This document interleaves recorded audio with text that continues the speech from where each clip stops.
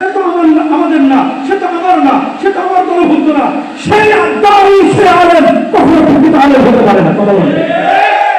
আপনি মুসলমান, আমরা ওয়ান উম্মাহ, এক উম্মাহ আমরা, যে আল্লাহর কালিমাকে স্বীকার করেছে, যে আমার নবীকে নবী হিসেবে মেনে নিয়েছে, সে আমার হৃদয়ের জায়গা করে নিয়েছে।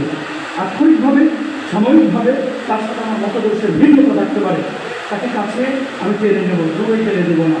যদি এটা না করতে পারি, আমি দায়ী নিতে পারবো না, আমি তার মধ্যে ইফেক্ট করতে পারবো না, আমি তার ভিতরে প্রভাব বিস্তার করতে পারবো না। কলকাতার দায়ীরা যারা এখানে বসে আছেন, উত্তরাঞ্চলে আমাদের কাজ আরও বিস্তর করতে হবে। ইরান দেখলেন তো কী করলো, ডোনাল্ড ট্রাম্পের তো লুঙ্গি গরম করে ফেলেছে, ও তো লুঙ্গি পরে না, প্যান্ট গরম করেছে। ইরান কেন এগিয়ে গিয়েছে আপনারা জানেন? আপনি এখানে বলছেন মাদ্রাসা করবেন, মসজিদ করবেন, অবশ্যই বড় বড় প্রতিষ্ঠান আমাদের দরকার। ব্রিটেন, আমেরিকায় এখন শিক্ষা ব্যবস্থায় ওরা কিন্তু আর বইয়ের মধ্যে সীমাবদ্ধ নাই। ওরা কিন্তু চিন্তা করছে আগামী 50 বছর পর, আগামী 100 বছর পরে পৃথিবী কোথায় যাবে, এটা নিয়ে তারা কারিকুলাম সাজাচ্ছে। আমরা কিন্তু এখনো এগুলো কল্পনাও করি না, কেবল আমরা হুজুরা ইংরেজি পড়া শুরু করছি।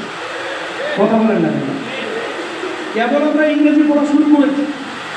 রিসাইড বানানো তো দূরের কথা, কোরবানি ধারও দিতে জানি না, কোরবানি আসতেছে, অনেকে দিবেন ছবি ধারাইতে থাকবে, আমি জীবনও করি না এগুলো। কথা বলেন না, আপনাকে ফিকির করতে হবে। আপনি যে উত্তরাঞ্চলের জন্য এই যে ছেলেগুলোকে রেখে যাচ্ছেন, এই যে বাচ্চাগুলোকে তৈরি করছেন, এরা এই উত্তরাঞ্চলকে লিড করার মতো কি কি যোগ্যতা তার ভিতরে থাকা দরকার। আমার বড় আফসোস হয় জানেন, সে আফসোসের জায়গাটা কি, আপনি যখন ওস্তাদ, আপনি জানেন ওই ছেলেটা কাজ করছে, সে ভালোই বড় ইনকাম করেছে, 80-90 মার্ক পাচ্ছে, আপনি কেন শুধু মসজিদ মাদ্রাসায় তাকে আবদ্ধ করে রাখতেছেন?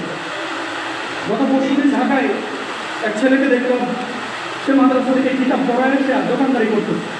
তো তার পাশের মাদ্রাসার হুজুর এসে বলতেছে, দাওরা হাদিস এই জন্য পড়তো যে দাওরা করে কোনো দোকানদারি করতে হবে।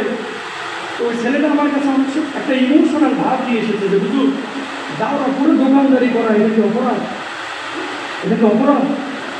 আল্লাহর নামে হরফ করে বলছে, ভাই যদি আপনার ভিতরে ওই ধরনের চিন্তা চেতনা মনোহর সাহেবের মতো না আসে, সাইফুল সাহেবের মতো না আসে, হালাল কাজ, সেটা গরুর হাল মানে যদি হাল বইতে হয়, খাবার করতে হয়, কৃষিকাজ করতে হয়, যেখানে হালাল আছে সেখানে আমি যাবো, নিজেকে সম্পৃক্ত করবো। আর্থিক সচ্ছলতা ছাড়া আলেম হিসেবে আপনি দাওয়াতি কাজে কখনোই পূর্ণ সফলতা পাবেন পাবেন না। আপনি কীভাবে কথা বলবেন?